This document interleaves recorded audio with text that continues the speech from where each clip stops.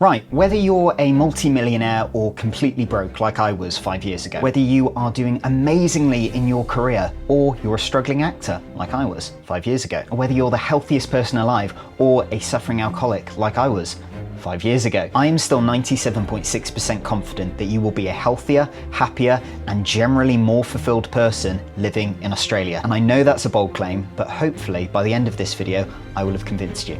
Let's get into it. Number one, living in an Australian city is much easier. So not only are Australian cities absolutely gorgeous, but they're also super easy to get around. If you're living somewhere like Brisbane, Melbourne, Sydney, Adelaide, the public transport is absolutely brilliant. If you're a Brit like me who used to live in London, then the rent in Australia in the major cities just is cheaper. Not to mention, you get more bang for your buck. Just to give you an idea, in London, we had a shoebox of a one-bedroom flat in Ealing, and there was also absolutely no outdoor living space. If you wanted some fresh air, you have to leave the house and go on the street. So the fact that for $200 cheaper a month, we could afford to live in practically the city centre of one of the major cities in Australia, have a balcony, have a garage, and have so much more room.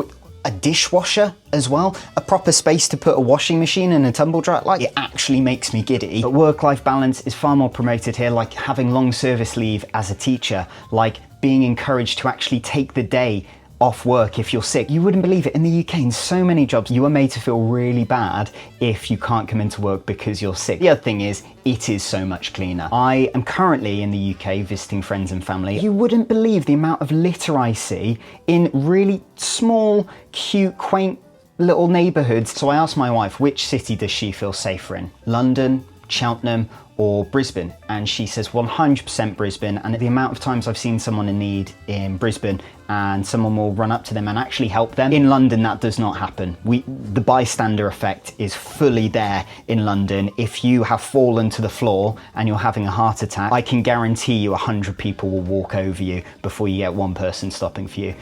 It's really sad. And because of all these things I've mentioned, especially the safety, Australian cities are much more fun to explore. You feel like you can just pop into that little bar quickly. You feel like you can just hop on the train and go to like a nice nature reserve somewhere outside of the city for the day. Now, if this is getting you excited at all, then hit that like button. It helps other people find out how amazing Australia is. Number two, all public transport in Brisbane is 50 cents.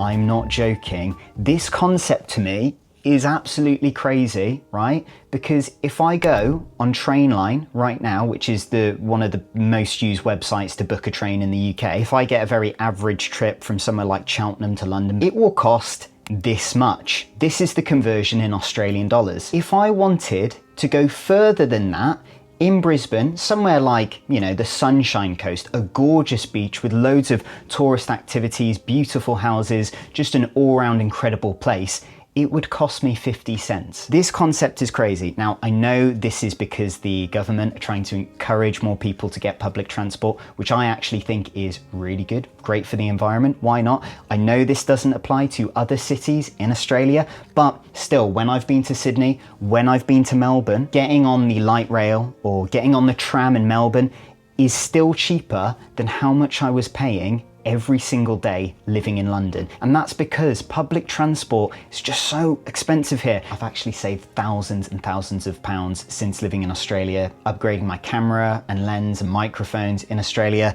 buying my DJI Pocket 3 camera. I've saved so much money, it's not even funny. And that rhymes with honey. Number three, you will learn an unreasonable amount about nature, and it's absolutely wonderful. If you move to Australia, come back to your home country, you will be a changed person. Your friends and family who aren't putting sunscreen on a sunny day will look absolutely crazy to you. People just picking up random plants in your woods will make you want to go, hey mate, stop. That could be the Gimpy plant. So in Australia, it doesn't matter if you don't go to school there.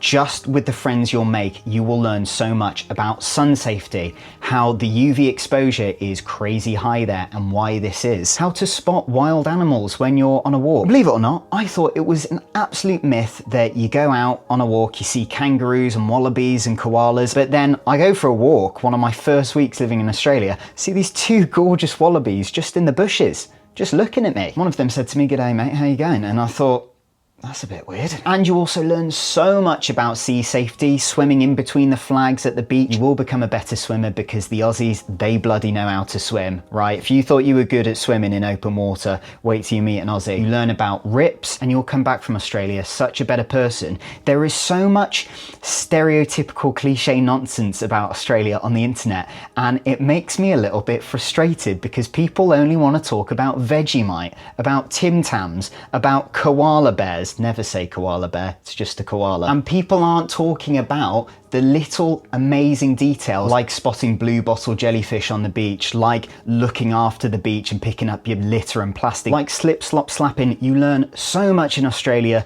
and it will 100% make you not only a better person, but a more intelligent person. And honestly, all your foreign friends, they'll be really impressed with you. Number 4, you will make loads of mates here. I can't say to you that it will be smooth sailing, it'll be super easy, you can just go up to someone, they're gonna be your best mate for the rest of your life. But I can guarantee you that 7 times out of 10, when you leave the house, a stranger probably will talk to you. If you are, an approachable, friendly person who wears a smile on your face. If you've got a foreign accent, even better.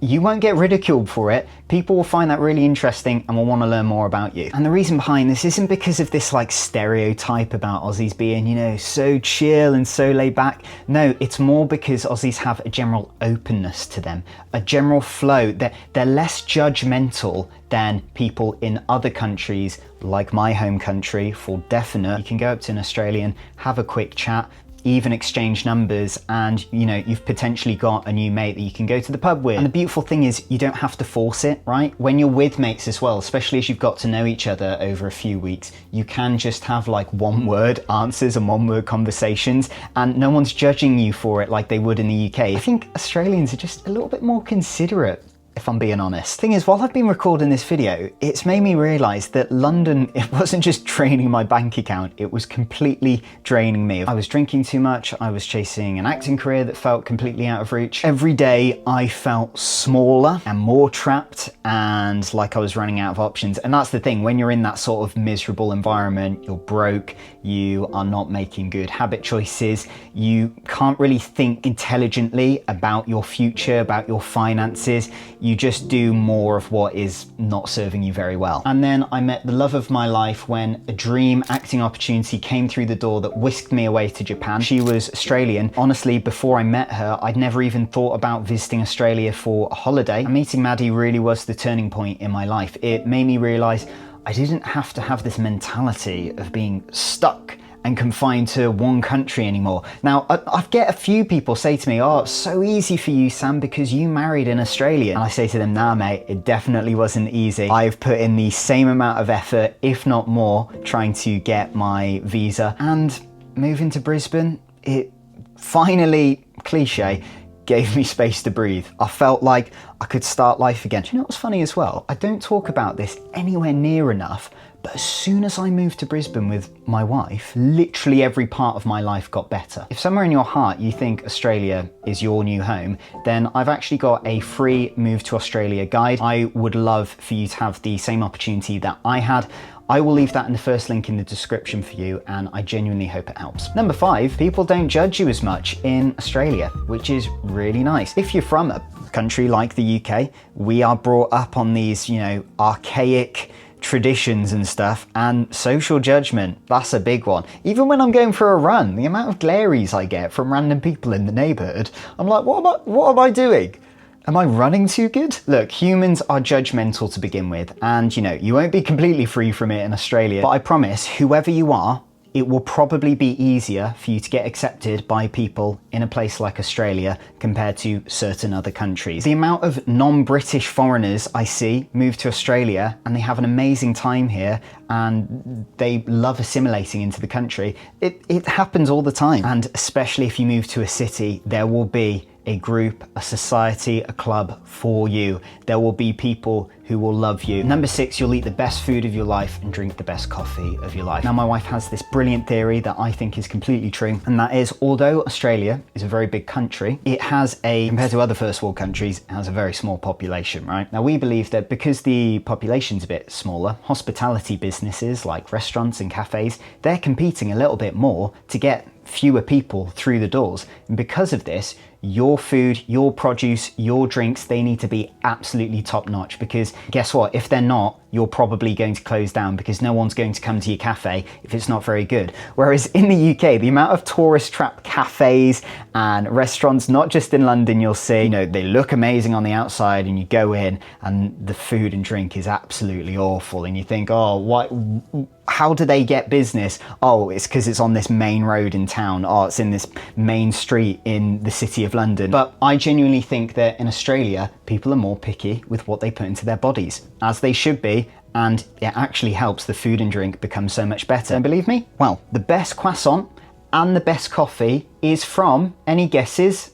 Australia. Number 7, you will become healthier. Now, if you move to a major city or suburb in Australia, it's hard to be unhealthy. Now, I'm not just talking about the plethora of council-run fitness classes in the park, which are completely free, by the way. I'm not just talking about the plethora of healthy options there are at your local cafe. Someone say avocado on sourdough toast with a lovely balsamic glaze. I'm not just talking about the plethora of coffee options. Did someone say Magic from Melbourne? It's a real coffee, by the way. It's delicious. Also, I'm going to stop saying plethora now. Apologise for that. But also, socialising here is just natural. You're more likely to go socialise with a mate with a coffee in hand walking through the park. You're more likely to go down to the river, sit outside and get some vitamin D. You're more likely to try cool little restaurants and food places and try some new healthy food with your mates here. And if we can take anything from those centenarians in the blue zones of the world, those places in the world with the highest amount of people living over 100, well, they all have strong social connections, because it's essential for our longevity. And if there's one thing Australia does best, it's socializing, it's making time for friends and family, and it's welcoming others.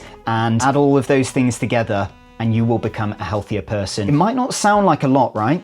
But you start doing these daily habits, these tiny little daily habits, they add up, and blimey, life's good. If you're watching this and you're like, Sam, okay, sounds amazing, but what is Australia really like? Well, I made this video right here for you. It will give you all the things that they won't hand you out at the airport. So go click that, watch that now. I'll see you over there. Bye.